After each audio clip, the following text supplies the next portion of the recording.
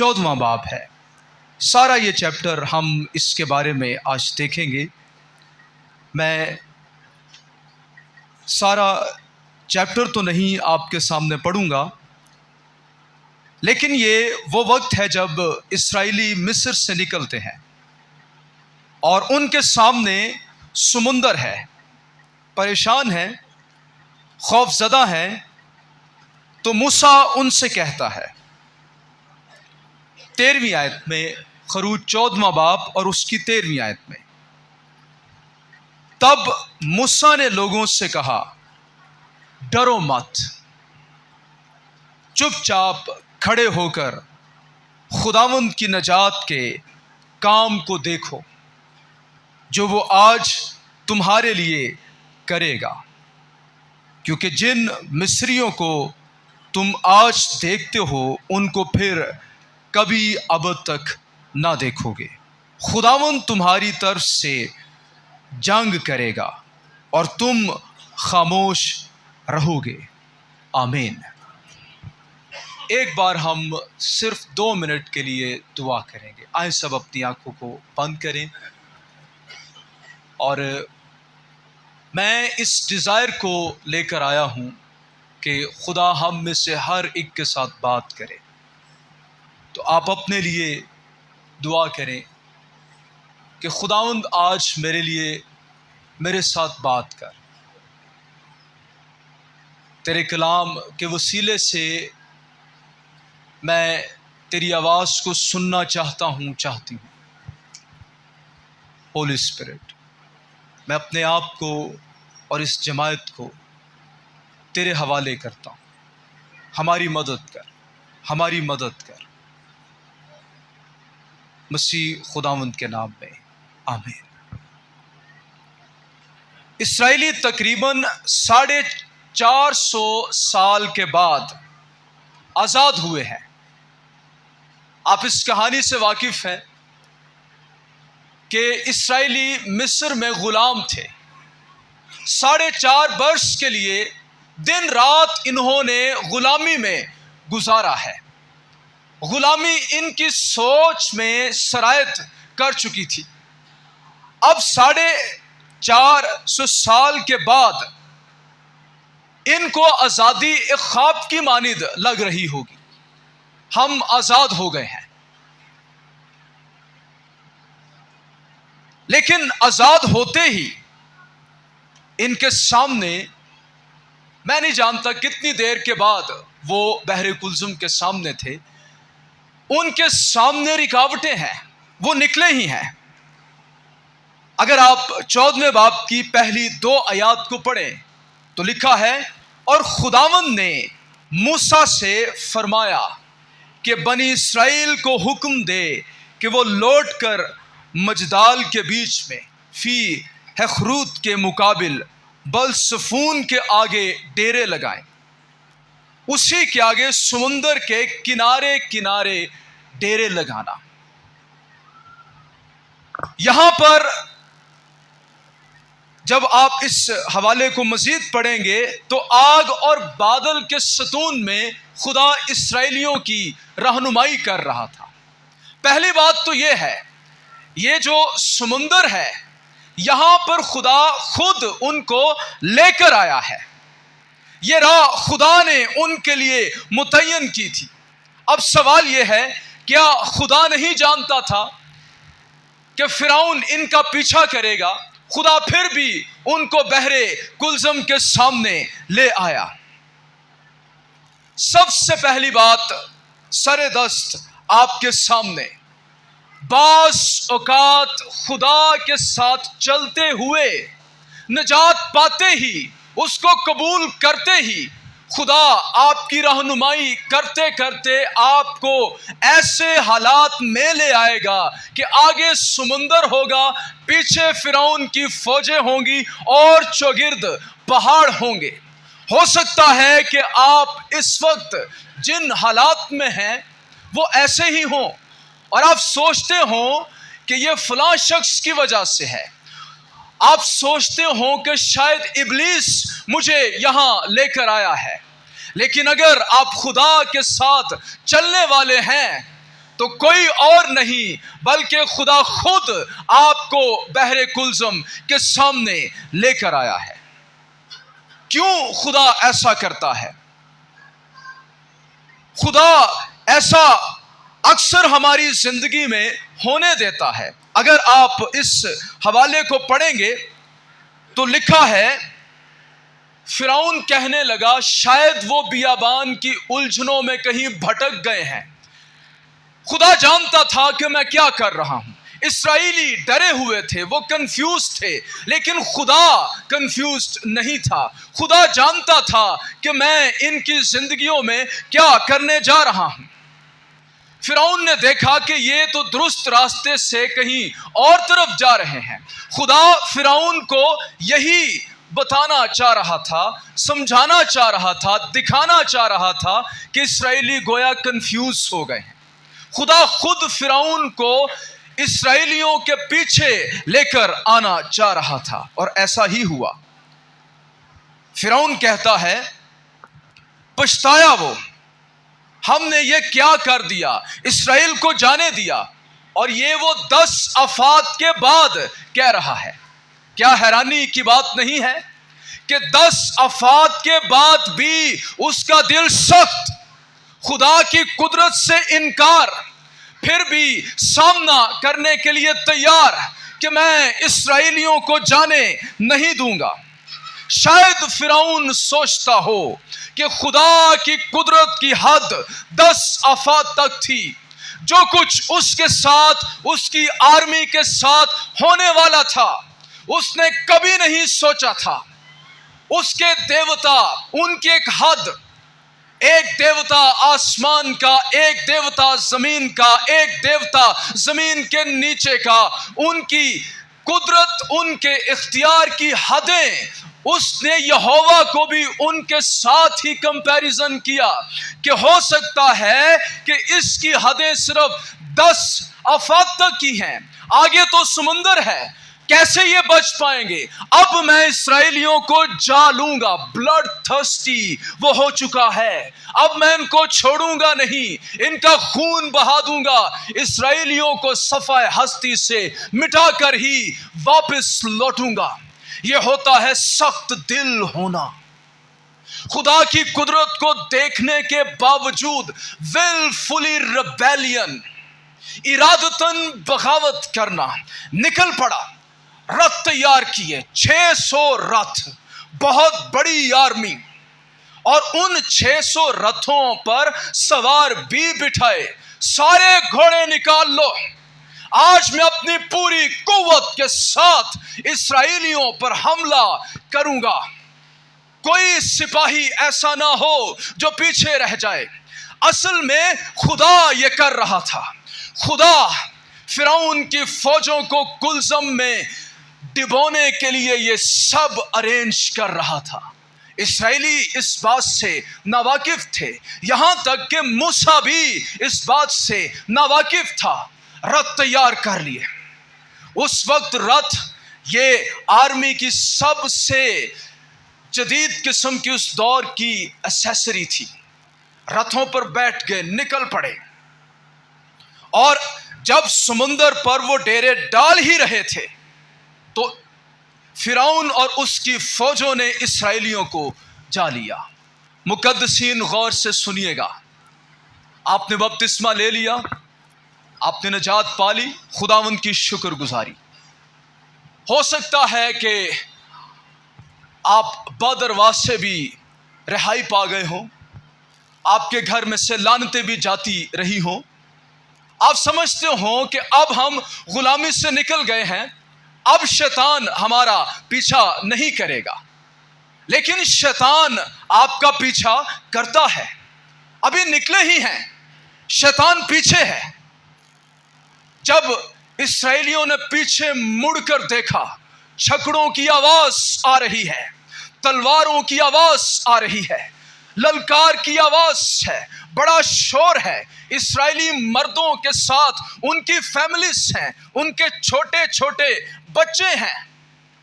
یہ کیا ہو گیا؟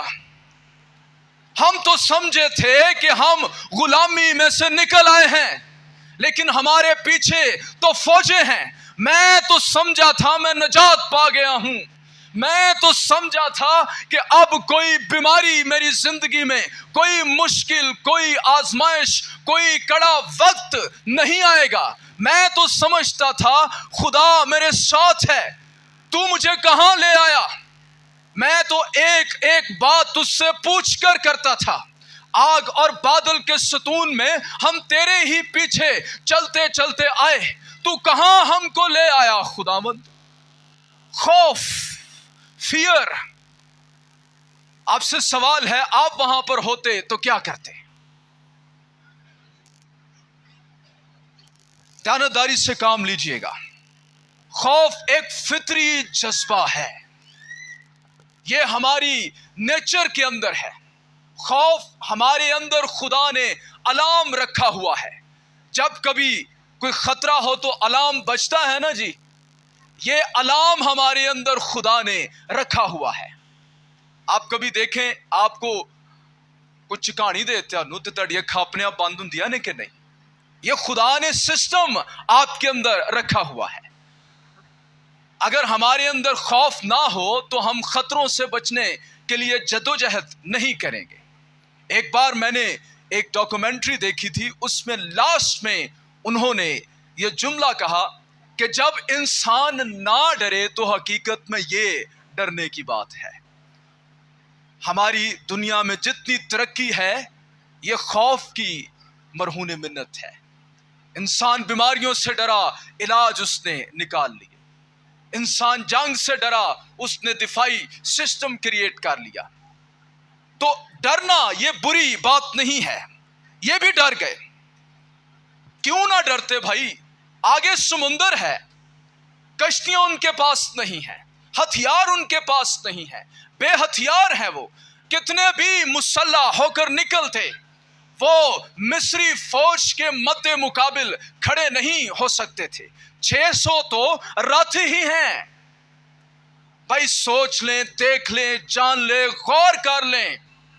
بطور انسان ابلیس اور آپ کا مقابلہ نہیں ہے. ابلیس ہمیشہ آپ سے بھاری. آپ انسان ہیں، وہ گرایا ہوا فرشتہ ہے. اس کی ڈیمنز، اندیکھی قوتیں، وہ بڑی پاورفل ہیں. اگر آپ کبھی ڈر محسوس کریں تو یہ بری بات نہیں ہے. کہاں بھاگتے اسرائیلی؟ کوئی راستہ ان کے لیے ہے تھا جی؟ کوئی راستہ؟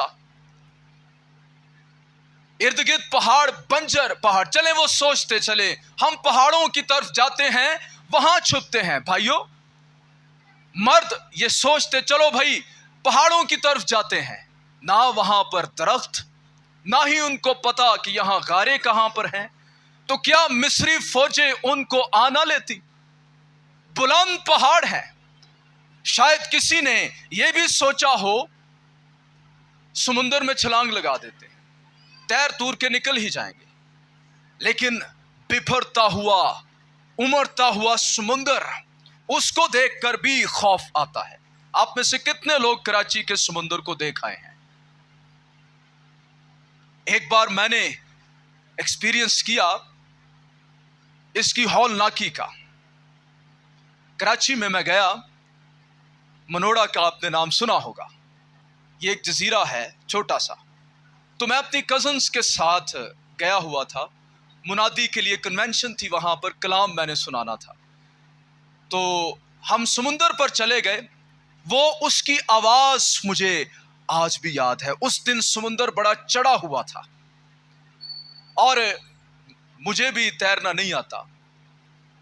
میری جو کزن تھی وہ سمندر کے کنارے کنارے پھر رہی تھی اور میں اس کو بار بار منع کر رہا تھا، پلیز ایسا نہ کرو، آج سمندر بلند ہے، اس کی لہریں کافی بلند ہیں، تو تم پیچھے رہو. وہ نہیں مانی اور مجھے خدشہ تھا کہ آج کچھ ہونے والا ہے. خیر سمندر آیا، لہریں آئیں اور ہم دونوں کو بہا کر لے گئے. لیکن پتہ نہیں کیسے یہ خدا کی شکر گزاری ہم بچ گئے. میں نے اس کے دونوں ہاتھ پکڑے ہوئے تھے اور یوں ٹوسٹ میرے بازو ہو گئے، گھٹنے میرے ریت کے اندر تھے، اور آج بھی میں اس سمندر کی ہولناکی کو یاد کرتا ہوں۔ تو آپ اندازہ کر سکتے ہیں، پیچھے فوجیں ہیں، آگے سمندر ہے، ارد گرد پہاڑ ہیں، تو وہ اگر ڈر رہے ہیں تو یہ ایک فطری جذبہ ہے۔ ایسے میں وہ خدا کو پکارتے ہیں، وہ بہت ڈر گئے ہیں، فریاد کرتے ہیں،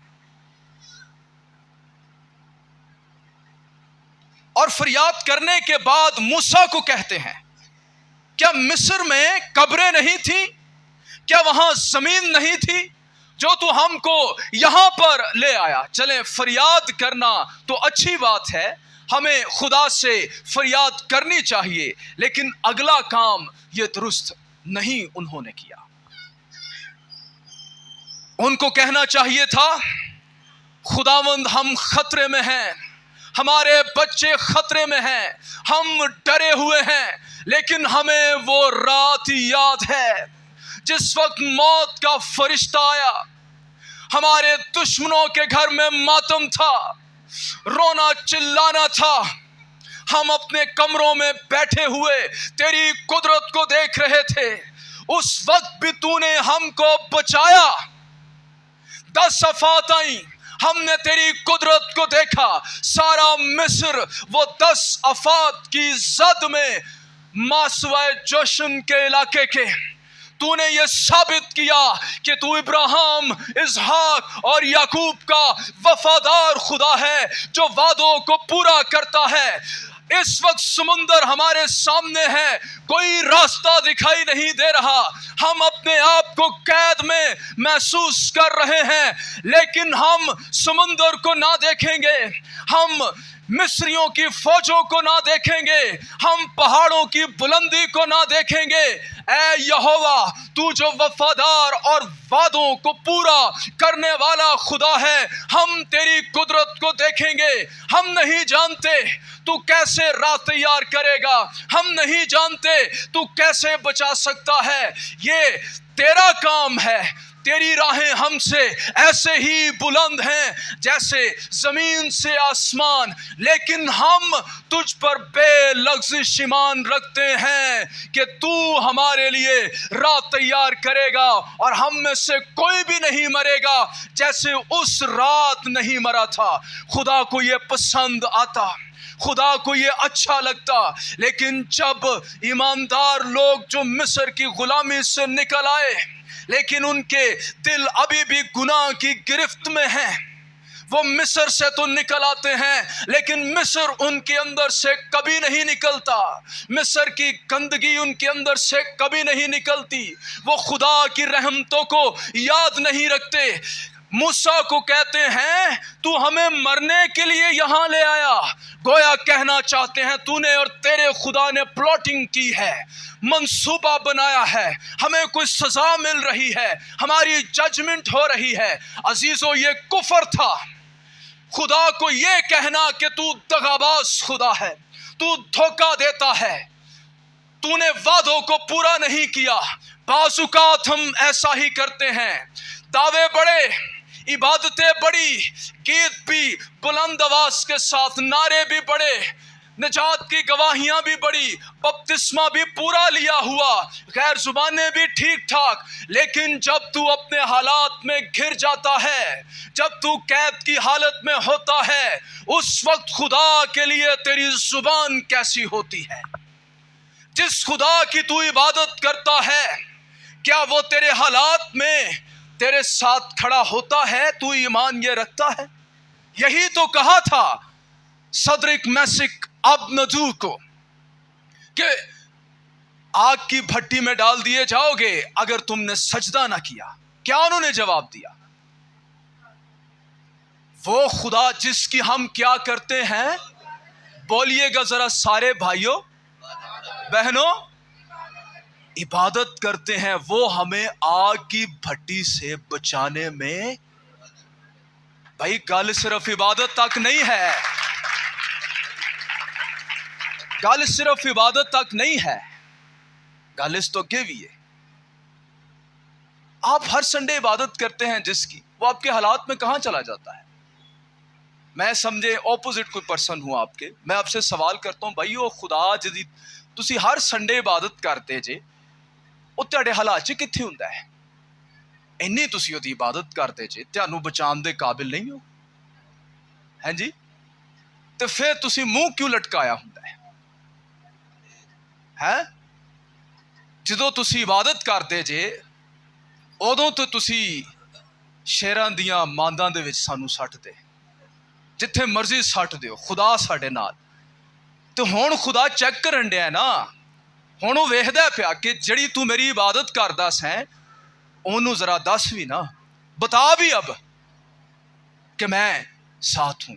یقین کریں خدا ڈھونڈتا ہے روئے زمین میں کوئی ایسا شخص ہو جو ایسے حالات میں ہو اور پینک نہ ہو، جو ڈر کر میرے خلاف نہ ہو جائے اور مجھ پر الزام نہ لگائے، وہ وہی بات بولے جڑی گرجے چ بولدا ہے۔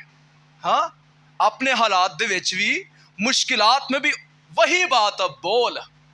بھائی فوجیں پیچھے ہیں، وہ سن رہی ہیں کہ یہ اس خدا کے بارے میں جس کی عبادت کرنے کے لیے کوہ سینا پر جا رہے ہیں، اس کے بارے میں کیا کہتے ہیں۔ خدا جان بوجھ کر آپ کو ایسے حالات میں لے کر آتا ہے۔ آپ نہیں جانتے آپ کے ساتھ بیٹھے ہوئے شخص کے ساتھ کیا ہو رہا ہے۔ اگر یہاں پر آپ کی زندگی کی جو ساری سچویشن ہے اسکرین پر چلا دی جائے تو ایوری ون وہ کسی نہ کسی حالات میں گرفتار ہے۔ ایسے حالات میں ہماری زبان کیسی ہے؟ جو کچھ اسرائیلیوں نے بولا وہ درست نہیں تھا۔ مصری لوگ قبریں بنانے میں بڑے ماہر تھے، مقبرے آج بھی ان کے موجود ہیں، طنز کر رہے ہیں موسیٰ کو، خدا کے خادم کو، کہ بھائی اتھے قبراں تے زیادہ اچھیاں بننیاں سن، اتھے سانو رہن دیندا۔ آپ ٹون چیک کر رہے ہیں؟ اسی خادماں نوں پھر نہیں بخشتے، جدوں مصیبت چندے ہاں خادماں نوں بھی نہیں بخشتے۔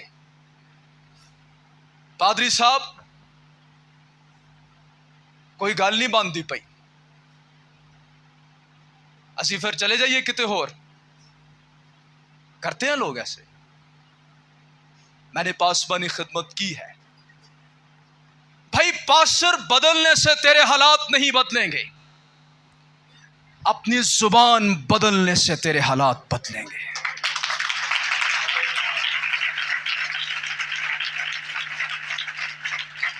ایک پاسٹر کے بعد دوسرے پاسٹر کے پاس نئی حالات بدلیں گے، ایسے ہی رہیں گے جب تک کہ وہ خدا جس کی تو عبادت ہر سنڈے کرتا ہے، اس کی عبادت تیرے دل سے نکلنا شروع نہیں ہو جاتی۔ شیطان نے کیا چیلنج دیا ایوب کے بارے میں؟ ویکھنا والا تو اس کو تکلیف تو دے، پھر بھی تیری عبادت کرتا ہے کہ نہیں؟ یہ سوال ہے آج آپ سب سے۔ جب خدا انبار دیتا ہے، برکتیں دیتا ہے، دعاؤں کے جواب دیتا ہے، تب تو شکر گزاریاں ہوتی ہیں، لیکن جب فوجیں پیچھے ہیں، سمندر آگے ہے، ارد گرد پہاڑ ہیں، اس وقت تو خدا کے بارے میں، خدا کے خادمین کے بارے میں کیا بولتا ہے؟ اپنے آپ سے ہم سوال کریں۔ میں بھی اس میں شامل ہوں۔ جب بھی کبھی میں کلام تیار کرتا ہوں وہ سب سے پہلے مجھے چیلنج کرتا ہے، میری زبان کیسی ہے مشکل حالات میں، کیسے خدا کے نام کو جلال مل رہا ہے۔ موسیٰ کا جواب چیک کریں۔ موسیٰ کو ابھی تک نہیں پتا کہ خدا کیا کرنے والا ہے۔ آپ ذرا دھیان سے بائبل کو پڑھیے گا۔ کیسے؟ میں نے کہا دھیان سے۔ ویسے پڑھنے میں اور دھیان سے پڑھنے میں بڑا فرق ہوتا ہے۔ جب آپ اس کو دھیان سے پڑھیں گے، خدا نے صرف یہ انسٹرکشن دی کہ بھائی ان کو سمندر کے کنارے لے کر جا۔ موسیٰ نے سوال تک نہیں کیا، خداوند ایک کیڑا راستہ؟ آگے تو سمندر ہے تو ہم آگے کیسے جائیں گے؟ نہ کشتیاں ہمارے پاس، نہ جہاز، کوئی تو پلاننگ تو نے مجھ کو دی نہیں ہے۔ کوئی سوال نہیں، ڈیرے لگا دیے فی ہخروت کے پاس۔ वहां पर जब डेरे लग गए, खुदा ने फिर भी कुछ नहीं बताया। खुदा क्या चाहता है? खुदा जब समुंदर को दो हिस्से करता है, दो काम करता है। एक तो वो तेरे दुश्मन को बिल्कुल बर्बाद कर देता है, दूसरा तेरा राह भी बंद कर छड़ता है कि तू वापस मिस्र च ना जावे। उसको इंसानी फितरत का बड़ी अच्छी तरह पता है। वो जानता है कि तेरा दिल मिस्र में ही लगा रहता है, चाहे वहां पर तुझे कोड़े लगते रहते हैं, लेकिन तुझे मिस्र के खीरे याद आएंगे, तुझे मिस्र की ऐशो इशरत याद आएगी। वो तेरे दिल से नहीं निकलती, कोई सवाल नहीं। लेकिन फिर भी मूसा का ईमान देखें, खुदा ने कोई बात नहीं की, कोई कलाम नहीं किया। कहता है चुपचाप खामोश खड़े रहो और खुदा की नजात के काम को देखो। तुम्हें लड़ने की जरूरत नहीं है, परेशान मत हो कि तुम्हारे पास कोई असला, कोई हथियार कुछ नहीं है। खुदा तुम्हारी तरफ से जंग लड़ेगा। जिंदा ईमान ऐसा होता है।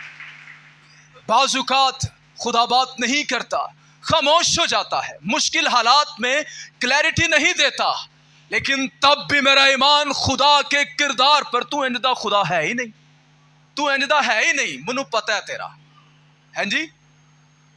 जिदा पता होवे ना वो भावें चुप भी रहे, तो असीं कहने वो इंजदा है ही नहीं, मनु दा पता है, वो मेरे नाल नहीं इंज कर सकता। मूसा को पता था, ये है रिलेशन की बात। रूबरू देखता था, रूबरू वेख के भी खुदा दा ना पता चले तो फिर ते गल नहीं ना बनती। वो कहने लगा खुदा ने चाहे बात नहीं की, आई नो, खुदा के कैरेक्टर पर ईमान रखना। वो जानता था कि तूने वादा किया है, तूने कोहे सीना पर मेरे साथ बात की थी, मैं भेड़ों को चरा रहा था, दूर दूर तक मेरा प्लान नहीं था कि मिस्र के अंदर वापस जाऊं, मैं तो भागकर आया था, वहां पर तूने मुझको भेजा। मैंने तुझसे पूछा था कि तू कौन है। जब मिस्री मुझसे पूछेंगे, इस्राएली मुझसे सवाल करेंगे कौन से खुदा ने भेजा है, तो तूने मुझको जवाब दिया था, कह देना उनको कादर मुतलिक खुदा ने, इनके बाप दादा के खुदा ने, अब्राहम, इसहाक और याकूब के खुदा ने भेजा है। ये वो खुदा है जिसने कई साल पहले अब्राहम की नस्ल के साथ वादा किया था कि कनान की सरजमीन मैं तेरी नस्ल को दूंगा। वादों के खुदा ने तुझे भेजा है, कादर मुतलिक खुदा ने भेजा है। जो गिर्द बड़े देवता हैं, लेकिन मैं उन देवताओं जैसा नहीं हूं, मैं ऑलमाइटी गॉड हूं, मैं कादर मुतलिक खुदा हूं, मुझ जैसा और कोई नहीं है। तेरा नाम क्या है? कह देना मैं जो हूं सो हूं ने भेजा है। इसका मतलब यह है, इसका मतलब यह है कि जो मैं हूं मेरे वर्गा और कोई नहीं। इसका मतलब यह है मैं शुरू से हूं, मेरा कोई आखिर नहीं है। इसका मतलब है मुझे कोई बनाने वाला नहीं है, मैं खुद से हूं। मैं जो हूं सो हूं ने मुझे भेजा है। वो जानता था मेरा भेजने वाला वो इस्राएलियों के सामने मुझे शर्मिंदा नहीं होने देगा। वो वादों का खुदा है। ये हो ही नहीं सकता कि वो हमें मिस्र से मरने के लिए लेकर आए। वो अपने नाम की इज्जत की खातिर बचाएगा।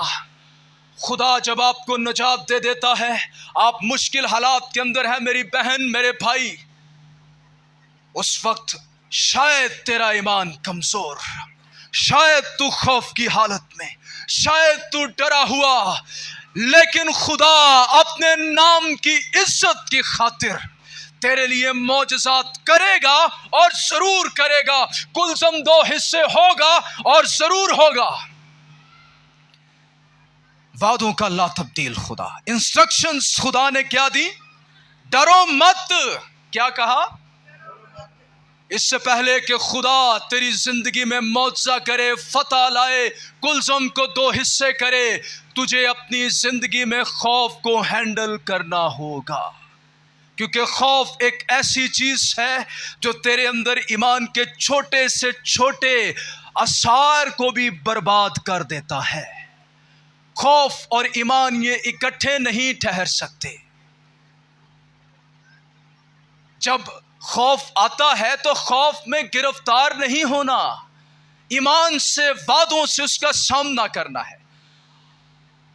اور دیکھیں ہمارا خدا، وہ صرف یہ نہیں کہتا خوف نہ کر، وہ اگلی گل بھی کرتا ہے، ہاں جی، مگر یہ ایک وعدہ، جہاں بھی آپ دیکھیں گے خوف نہ کر، اس سے پیچھے ہی ایک وعدہ، میں تیرے ساتھ ہوں۔ تھینک یو سسٹر، مت ڈر کیونکہ میں وجہ ہے تیرے پاس، ہراساں نہ ہو کیونکہ وید تو صحیح میں تیرا خدا ہوں، میں زندہ ہوں، میں کیوں مردہ ہوں، میں دیکھتا ہوں، میں سنتا ہوں، میں اترا ہوں تمہارے لیے۔ یہاں پر وعدہ کیا ہے؟ پہلا وعدہ خدا کی نجات دیکھو گے، دوسرا وعدہ خدا تمہارے لیے لڑے گا۔ خدا لڑے تو پھر شکست ہوندی ہے؟ نو، تمہیں فتح ملے گی۔ آپ اپنے خوف پر کیسے غالب آ سکتے ہیں؟ لا تبدیل وعدوں کے وسیلے سے، کلام کے وسیلے سے۔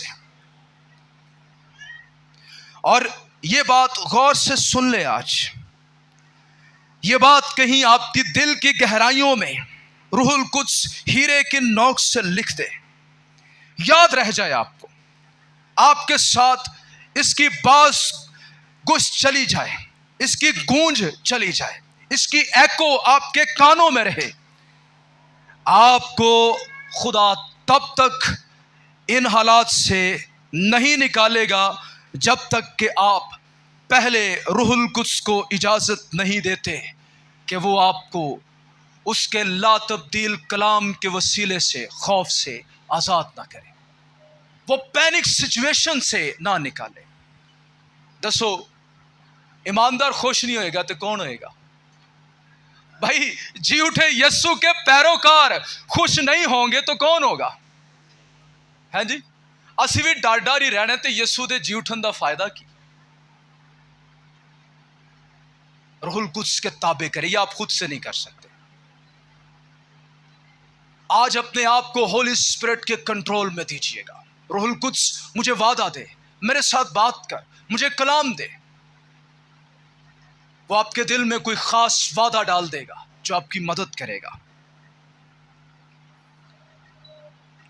آپ کی زندگی کا فرعون شیطان ہے، وہ خوف دلاتا ہے، ہوم تو برباد ہو گیا، اب تیرے سامنے کوئی راستہ نہیں۔ لیکن آپ نے کیا کرنا ہے؟ چپ چاپ کھڑے ہو کر۔ اس کا کیا مطلب ہے؟ پیسو ہو جانا ہے۔ پیسیوٹی اس کا مطلب ہے کچھ بھی نہیں کرنا، ایسا نہیں ہے۔ اس کا مطلب یہ ہے چپ چاپ اپنے ڈاؤٹس کو چپ کروا ذرا۔ اے جڑیاں آوازاں اونڈیاں نے نا شیطان دیاں، تیری اندر گری ہوئی فطرت کی آوازیں، تیرے ڈاؤٹس، انہاں نو چپ کروا ذرا، اور صرف خدا کی آواز کو سن۔ یہ چپ چاپ کھڑے ہونا یہ بڑا مشکل کام ہے۔ جب بھی مصیبت آتی ہے، انسانی فطرت کا کیا رد عمل ہوتا ہے؟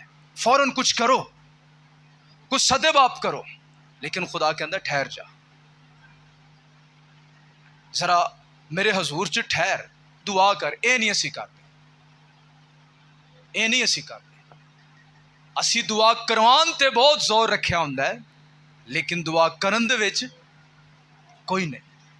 پادری صاحب دعا کرو، پائی صاحب تسی دعا نہیں کرتے، تانوں میں آکھیا سی تسی بھول گئے جے نا، پھر اے اپنی ڈائری چ ذرا دھیان نال لکھ لو، ہون نہ بھولیا جے، اے دعا کریا جے ساڈے لیے، اچھی بات ہے۔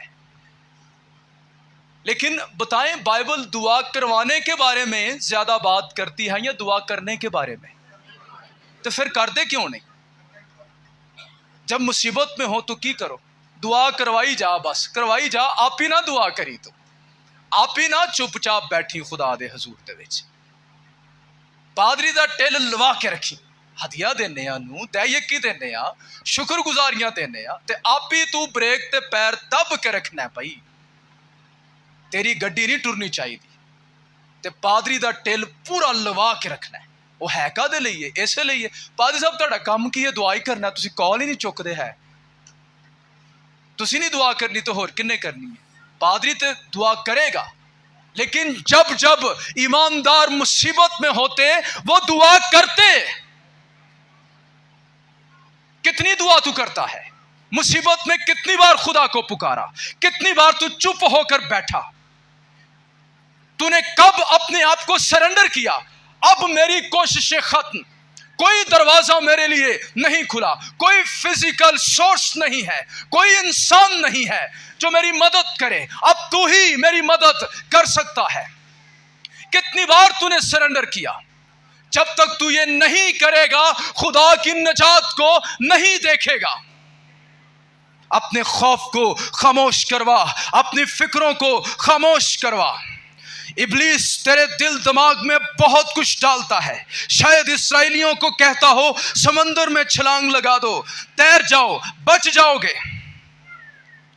यहां पर मूसा ऑप्शन मशवरा नहीं दे रहा, वो हुक्म दे रहा है चुपचाप खड़े रहो। ये तुम्हारे लिए इस वक्त की इंस्ट्रक्शंस हैं। जब यरदन दो हिस्से हुआ, यशवा को खुदा ने कहा काहिन सिर्फ यरदन के पानी में जाकर खड़े हो जाएं, उनको पानी ऐसे ऐसे हटाने की जरूरत नहीं है, ये मैं करूंगा, ये मेरी कुदरत करेगी, ये मौजज़े के वसीले से होगा। ऐसा ही हुआ। काहिन अहद का संदूक लेकर यरदन में जस्ट खड़े हो गए। यूसुफ बादशाह डरा हुआ, अपना खौफ खुदा के सामने रख दिया। आर्मी आ गई है, हमसे ज्यादा है। खुदा ने कहा डर मत, मैं तेरी मदद करूंगा। वो आपे च लड़ मार गए। जब यूसुफ और उसकी फौजें मैदान जंग में गई तो सिपाहियों की लाशें पड़ी हुई हैं। उसको कुछ करना ही नहीं पड़ा। खड़े होकर, खड़े होने से मुराद है ईमान की पोजीशन ले ले, मजबूत हो जा, हौसला रख, खुदा तेरे साथ है। प्रेशर में मत आ, दबाव में मत आ, खौफ की हालत में तू गलत फैसले ले लेगा। ज़बूरों की किताब 140वां ज़बूर 10वीं आयत में लिखा है खामोश हो जाओ, जान लो कि मैं खुदा हूं। आप जानना चाहते हैं खुदा खुदा है जी, तो फिर यरदन दे किनारे जान ले, तैयार रहना जरा। खुदा दस दे उथे वे कि मैं खुदा है। इजी गोइंग क्रिश्चियनिटी, इसका कोई वजूद नहीं है। सुस्त मसीही ये होता ही नहीं है। मसीही, हाँ जी, ये मसीही नहीं हुंदा। खुदा का खूबसूरत तरीन चेहरा वो मुसीबतों में दिखाई देता है। अगर आप देखना चाहते हैं तो मुसीबतों में गुजरने के लिए तैयार रहें। यहां पर जो लफ्ज़ है खामोश हो जाओ, इसका मतलब है तुम जो अपनी एक्टिविटीज कर रहे हो, कोशिशें कर रहे हो, छोड़ दो। आप ये अक्सर सुनते हैं God help those who help themselves. मैंने तो ये पैसेज पढ़ा कुछ उल्टा ही पाया है। मैं अब ये जो स्टेटमेंट है इसको चेंज कर सकता हूं, God helps those who can't help themselves. जो कहते हैं मैं नहीं कुछ कर सकता, खुदावंद तू ही करना है जो कुछ करना है। खुदा फिर उनकी मदद करता है। आप लोगों ने किताब वो पढ़ी है वॉचमैन नी की, म्यारी मसीही जिंदगी। उसमें वो बताता है एक वाकया। कहता है एक दोस्त था, तैराक था वो, हम दोनों समुंदर के किनारे चले गए। वहां पर एक शख्स डूब रहा था और मैं अपने दोस्त का मुंह देख रहा हूं, ये कब छलांग लगाएगा और उसे जाकर बचाएगा। वो खामोशी के साथ देख रहा है। फिर कोई 5-10 मिनट गुजरे, जब वो आदमी डूबना शुरू हो गया, उसने छलांग फौरन से लगाई और उसे बाहर ले आया, उसे रेस्क्यू कर लिया। वॉचमैन नी ने अपने दोस्त से पूछा कि तू पहले क्यों नहीं गया था। تو کہنے لگا جب تک وہ اپنی کوششیں کر رہا تھا بچنے کی، اگر میں اس کو بچانے کی کوشش کرتا تو میں بھی ساتھ میں ڈوب جاتا۔ جب وہ اپنا آپ چھوڑ گیا، مان گیا، ہار مان گیا، تب میں گیا اور اسے باہر لے آیا۔ خدا کئی بار ایسا ہی کرتا ہے، وہ دیکھتا ہے کدوں تو مان جائے گا کہ میں انسان ہوں، کب تو مان جائے گا کہ میری پہنچ سے یہ حالات باہر ہیں، کب تو مان جائے گا کہ اب مجھے تیری ضرورت ہے، کب تو مان جائے گا۔ ہم بہت ہوشیار ہیں، میں جانتا ہوں، ٹربل سولورز، لیکن کتنے بھی ٹربل سولورز کیوں نہ ہوں، ایک وقت ایسا آ ہی جاتا ہے۔ دعا کے ساتھ عمل بھی ہے، لیکن وہ عمل خود خدا بتائے گا۔ خدا نے کہا کیوں فریاد موسیٰ کرتا ہے، لاٹھی اٹھا مار۔ جب اس نے سمندر پر اپنا ہاتھ بڑھایا تو سمندر دو حصے ہو گیا، پانی تودوں کی مانند زبوروں کی کتاب میں لکھا ہے دیواروں کی طرح کھڑا ہو گیا۔ ساری رات ہوا چلتی رہی، اور کیا خدا نے کیا، آگ اور بادل کا ستون وہ مصریوں اور اسرائیلیوں کے درمیان ساری رات کھڑا رہا، جب تک راستہ نہیں بن گیا دشمن ان کے قریب نہیں آیا۔ دشمن تجھے دکھائی دے رہا ہے، پریشان نہ ہو، راستہ بند ہے، پریشان نہ ہو، جب تک کہ راستہ بن نہیں جائے گا دشمن تیرے قریب نہیں آئے گا۔ زبوروں کی کتاب میں لکھا ہے کہ وہ میرے دشمن کے روبرو میرے آگے دسترخوان بچھاتا ہے۔ دشمن دیکھتا ہی رہ جائے گا، لیکن خدا اس کے سامنے تیرے لیے برکتوں کا میز دسترخوان سجا دے گا۔ فرعون دیکھتا رہ جائے گا، کچھ نہیں کر پائے گا، اس کا اسلحہ، اس کے رتھ، اس کی فوجیں کسی کام نہیں آئیں گی، اور سمندر اس کے دیکھتے دیکھتے دو حصوں میں تقسیم ہو جائے گا۔ تب تک سمندر دوبارہ بند نہیں ہوا جب تک کہ ایک ایک اسرائیلی سمندر سے باہر نہیں نکل گیا، اور تب ہی وہ بند ہوا جب تک کہ ایک ایک مصری ڈوب نہیں گیا۔ ساری مصری فوج جس پر اس کا توکل تھا وہ برباد ہو گئی۔ خدا فرعون پر اپنا آپ ظاہر کرتا ہے۔ انہیں سوال کیتا سی نا، خدا کہندا ہن میں تینوں پوری طرح دساں گا میں ہے کون ہاں۔ موسیٰ گیا نا دربار میں تو پوچھا کون ہے خدا کہ میں اس کی مانوں۔ خدا نے کہا دساں گا میں تینوں میں کون ہاں۔ پہلا تے 10 آفتاں وہائیاں، پھر خدا نے بحر کلزم کے اندر فوجوں کو غرق کر کے ہون پتہ لگ گئی میں کون ہاں، ہون تے تینوں لگ گیا ہے گا پتہ میں کون ہاں۔ خدا اس کے ساتھ ساتھ ارد گرد کی قوموں کو بھی بتا رہا تھا میں کون، میں تمہارے دیوتاؤں کی طرح نہیں ہوں۔